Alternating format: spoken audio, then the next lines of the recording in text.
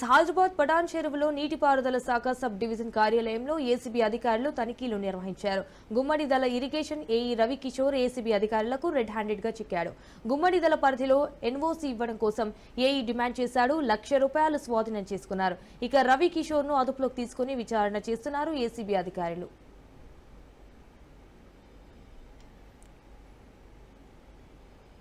ఇంటితో సహా ఇక్కడికి వచ్చాము. ఫస్ట్ కంప్లైంట్ ఇక్కడ లోపల పంపిస్తే లోపలే రానివ్వకుండా ఇది డిఈ గారి ఆఫీస్ ఛాంబర్. యాక్చువల్లీ ఏఈ గారికి ఇక్కడ ఛాంబర్ లేదు, అందులోనే చైర్స్ ఉన్నాయి.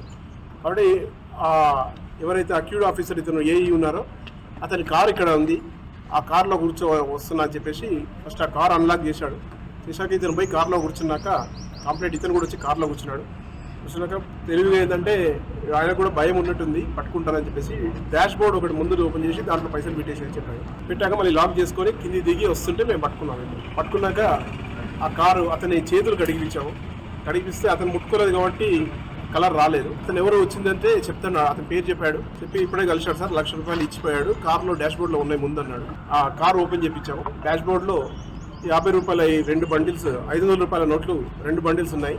100, 200 నోట్స్ ఉన్నాయి. అవి మీడియేటర్స్ కూడా కౌంట్ చేసుకున్నారు అక్యూడ్ ముందట్లే, కరెక్ట్ గా అతను ఇచ్చిన నోట్సే. తర్వాత డాష్ బోర్డ్ లో ఉన్నటువంటి కవర్ ఒకటి కింద ఉంది, ఆ కవర్ మీద పైసలు పెట్టారు కాబట్టి ఆ కవర్ ని తీసి ఆ కవర్ ని స్వాబ్ వేసి కడిగితే అది మాత్రం కలర్ వచ్చేది.